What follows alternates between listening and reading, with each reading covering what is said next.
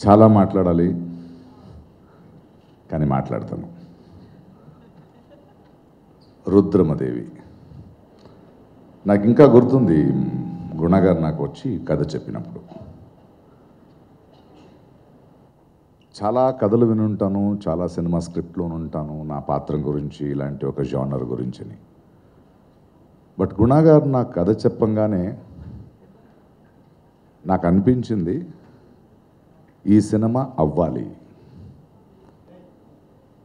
ఆయన కళ్ళల్లో, ఆయన గొంతులో, ఆయన ఎన్నుకున్న కథలో ప్రతి తెలుగోడు గర్వపడే ఒక దర్శకుడు కనిపించాడు నాకు. ఈ రోజుల్లో సినిమా అనేది ఎంటర్టైన్మెంట్ అయిన రోజుల్లో, ఒక బిజినెస్ అయిన రోజుల్లో ఎన్నో సినిమాలు చేసి ఒక పెద్ద దర్శకుడు అయిన తర్వాత కూడా తెలుగుతనాన్ని, మన సంస్కృతిని, మన కళాచారాన్ని, మన స్వాభిమానాన్ని, మన హిస్టరీని, మన చరిత్రని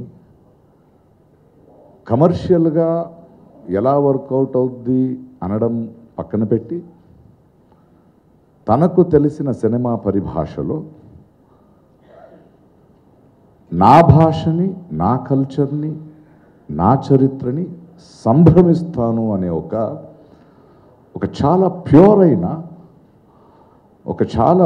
తనకు ఒక ఐడెంటిటీ కావాలి ఇలాంటి ఒక సినిమాలో చేస్తూ అనే ఆయన అవగాహన, ఇన్ని సంవత్సరాలు ఆయన చదువు, ఇవన్నీ కనిపించింది. నాకు డబ్బు మాట్లాడాలనిపించలేదు, ఎన్ని రోజులు చేయాలనిపించలేదు.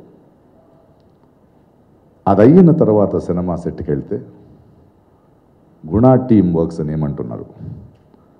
ఆయన ప్రతి ఒక్క క్యారెక్టర్ గురించి, ఒక సీన్ గురించి ఇళయరాజా గారితో కానీ, మన ఆ డైరెక్టర్తో కానీ ఆయన డీటెయిలింగ్ అంటే ఎన్ని సంవత్సరాల తపన ఉండాలి, ఎంత పెద్ద బాధ్యతని నిర్వహించడానికి ధైర్యం ఉండాలి, ప్లస్ ఒక కాన్ఫిడెన్స్ ఉండాలని కనిపించింది.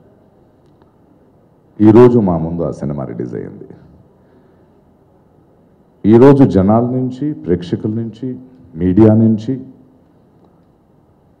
ఊరంతా తిరుగుతుంటే బాంబే కానీ, తమిళనాడు కానీ, కర్ణాటక కానీ, అక్కడున్న ప్రేక్షకులు, అక్కడున్న సినిమా జర్నలిస్ట్ కానీ, సినిమా చూసే నిజమైన ప్రేక్షకులు చాలా గొప్పగా మాట్లాడుతుంటే నిజంగా గర్వంగా ఉంది ఈ సినిమాలో నేను పాత్ర చేసినందుకు. కొన్ని మన జీవితంలో సినిమాలు మనకు చాలా ఉపయోగపడతాయి. ఒక నటుడు అయ్యొచ్చు, ఒక దర్శకుడు అయ్యొచ్చు, ఒక నిర్మాత అవ్వచ్చు. సినిమాను చూసే ప్రేక్షకుల నుంచి మనం పొందింది చాలా ఉంటాయి. బట్ ఎక్కడో ఒక చోటు మనం కూడా సినిమాకి ఇవ్వాల్సిన బాధ్యత ఉంటుంది. ఆ బాధ్యతని నేను అనుష్కలో చూశాను. ఎన్ని సంవత్సరాల నుంచి ఎన్నో హీరోయిన్లు చూస్తుంటాం, ఎన్నో కళాకారులను చూస్తుంటాం. కానీ ఎక్కడో ఒక చోటు నాకు డబ్బు కాదు, నా కెరియర్లో ఇలాంటి ఒక పాత్ర వస్తే పాత్రం రావడం వేరు, దానికి తను తీసుకున్న శ్రమం వేరు. ప్రతి ఒక్కరి గురించి మాట్లాడుతూ ఆఖరిగా వీళ్ళందరిలో ఉన్న ఒక గుణం గురించి మాట్లాడతాం. ఆ తర్వాత బన్నీ చాలా పెద్ద హీరో. నా మొదటి సినిమా నుంచి చూసిన నా కుర్రోడు గురూజీ అంటుంటాడు. కానీ గుణ ఈ సినిమా తెరకెక్కించేటప్పుడు గోనగన్నారెడ్డి పాత్రకి ఇవాళున్న బిజినెస్ పరంగా ఒక పెద్ద హీరో ఉంటే బాగుంటుంది, కానీ నటుడై ఉండాలి అని ఇక్కడ పేర్ల ప్రస్తుతం గుణ ప్రయాణం ఇలాంటి ఒక అద్భుతమైన కథని ఒక చాలా ప్రేమతో, బాధ్యతతో తీసుకున్న సినిమాని తీసుకొని ఎక్కడెక్కడ తిరిగాడని నాకు తెలుసు. నేను దాన్ని పట్టుకుని ఎక్కడెక్కడ తిరిగానని నాకు తెలుసు. అవి ఎవరికి రాసిందో వాళ్ళే చేస్తారు. ఏదో ఒక రోజు నేను అల్లు అరవింద్ గారితో కూడా మాట్లాడితే, ఒకరోజు దిఢీర్గా నన్ను చెన్నైలో ఏదో మణిరత్నం గారితో ఏదో డిస్కషన్లో ఉంటే ఒక ఫోన్ వచ్చింది. అరవింద్ గారి ఫోన్ తీశాను. ప్రకాష్, బన్నీ చేస్తున్నాడు గోనగన్నారెడ్డి, గుణ నా ముందున్నాడు, దీన్ని సైన్ చేసే వెనక నువ్వు ఉన్నావని ఒకసారి గుర్తు చేసి సైన్ చేయాలని ఫోన్ చేస్తున్నాను అన్నాడు. ఆ తర్వాత బన్నీ గోనగన్నారెడ్డిని ఆయన ఆ గెటప్ గురించి తీసుకున్న ఇంట్రెస్ట్ నాకు ఈ యువ నాయకుల్లో బన్నీ ఎందుకు చాలా ఇష్టమవుతాడంటే అది దిల్ రాజుకు తెలుసు, చూసిన ప్రేక్షకులకు తెలుసు. మొదటి సినిమా గంగోత్రి నుంచి చూస్తుంటున్నాం. ప్రతి సినిమాకి ఏదో ఒకటి కొత్తదని ఎతుకుతూ రిస్కులు చేయడానికి వెనకాడుతూ నాకు పోయేదేం లేదు, పొందేదానికి ఎక్కువ ఉంది, ఆ తపన ఉన్నారని తనని తను మెచ్యూర్ చేసుకుంటూ వెళ్తున్న తిరుగులో ఐ థింక్ గోనగన్నారెడ్డి లాంటి ఒక పాత్ర ఎవడి విన్నున్నా సినిమా చూసే ముందు బన్నీ చేయగలడా అనే డౌటు మనసాక్షిపరంగా నిజం ఒప్పుకుంటాను, అందరికీ డౌటే ఉంటుంది. కానీ ఈరోజు ఆ డైలాగ్ డెలివరీ కానీ, ఆ పర్ఫార్మెన్సెస్ కానీ, తనకిచ్చిన టైం కానీ, తాను తీసుకున్న తపన కానీ చూస్తుంటే ఇంకో గోనగన్నారెడ్డి లేడేమో, అది బనీనే చేయాలో అనిపిస్తాను. ఇళయరాజా గారు ఆయన ఎగ్జైట్మెంట్ నేను చూశాను, తోటాధర్ని గారు ఆయన ఎగ్జైట్మెంట్ చూశాను, రైటర్సు, మిగతా ఆర్టిస్టు, రాణా అంత పెద్ద బాహుబలి చేస్తూ వస్తున్నాడు. ఇవన్నీ ఎందుకు జరిగిందంటే చాలా గర్వపడే విషయం ఏంటంటే మన అందరు కళాకారులు ఇలాంటి వాళ్ళ టాలెంట్స్లో ఒక సంస్కారం ఉంది. ఇది ఎవరు ఒకరి సినిమా కాదు, ఇది లేడీ ఓరియంటెడ్ సినిమా, ఒక కమర్షియల్ సినిమా కాకుండా రాణా లాంటి, బన్నీ లాంటి, అనుష్క లాంటి యంగ్స్టర్స్లో ఇంకేదో చేయాలి, మనం చేసిన పని కలకాల ఉండిపోవాలనే ఒక బాధ్యత చూసి నేను నిజంగా చాలా గర్వపడుతున్నాను. అండ్ ఈరోజు సినిమా రిలీజ్ అవుతుంది, అయ్యింది, చాలామంది చూస్తున్నారు. ప్రేక్షకులు బన్నీ నాకు సినిమా చూడంగానే నేను బాంబేలో ఏదో పనిలో ఉంటే ఫోన్ చేశాడు, ఎలా ఉంది బన్నీ సినిమా, విరగదీశారు గురూజీ మీరు, అలా కాదు సినిమా ఎలా ఉంది. బన్నీ చెప్పిన మాట నాకు చాలా ముఖ్యమైందంటే నాకు రెండు రకాలుగా ముఖ్యం.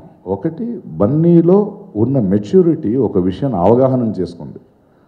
అన్నాడు తెలుగు ప్రేక్షకులు చాలా జనరస్గా ఉన్నారు గురూజీ, ఈ సినిమా చూస్తారు అన్నాడు. అంటే ఎక్కడో ఒక చోటు రాజమౌళి లాంటి వాళ్ళు, వంశీ లాంటి వాళ్ళు, త్రివిక్రమ్ లాంటి వాళ్ళు, వీళ్ళందరూ మనసాక్షి పరంగా తెలుగు సినిమాని ఇంకో ఎత్తుకు వెళ్ళిపోతున్నారు, మనకి నిజమైన సినిమా ఏంటో కనిపిస్తుంది అని ప్రేక్షకుల్లో ఒక చలనం, ఒక సంచలనం సృష్టి అయితే దాని మీద నమ్మకం బన్నీకి ఉంది, ఆ మీద నమ్మకం గుణశేఖర్కు ఉంది. అందువలనే ఈరోజు ఆ సినిమాని జనాలు చూస్తున్నారు.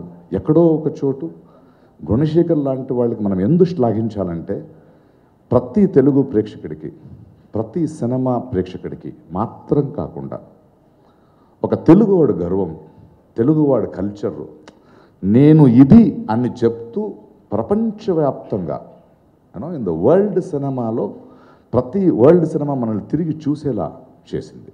And I thank Gunasekhar for being a true Telugu man. ఆయన్ని ఇన్ని సంవత్సరాలు ఆయన సినిమాలు చూసి ప్రేక్షకులు సినిమా పెంచింది తప్పవలేదు, మనం గర్వించే సినిమా చేశాడు. ఇలాంటి పరిస్థితుల్లో దాసరినారాయణరావు గారు లాంటి వాళ్ళు సినిమా చూసి తనే ఒక ప్రెస్ మీట్ పిలిపించి శ్లాఘించడం అనేది, రాజమౌళి లాంటి ఒక పెద్ద దర్శకుడు బాహుబలి లాంటి సినిమా తీస్తూ తన ట్విట్టర్లో కంటిన్యూస్గా ఈ సినిమా గురించి మాట్లాడడం తెలుగు వాళ్ళ సంస్కారం చూపిస్తుంది. And I'm so proud of this సంస్కారం. మనమందరూ కలిసి ఉండాలి. ప్రేక్షకులు ఇలాంటి చరిత్రలు, ఇలాంటి గర్వకారణమైన విషయాలు మన సినిమా రూపంగా వచ్చినప్పుడు మనమందరూ చూడాలి. లేకపోతే పోయిన వస్తు వచ్చే తరాలకి మనం సొమ్మేంటి, మన సంపత్తి ఏంటి, మన గొప్పతనం ఏంటి తెలియక ఎతుకుతూ ఉంటాం. అది కాకుండా ఇలాంటి సినిమాను చూస్తున్నారు, ఆదరిస్తున్నారు. ఇది మీ బాధ్యత, ఇది మీ గర్వ, ఇది మీ దిశణహంకారం. ఇలాగే ఉండండి. Thank you.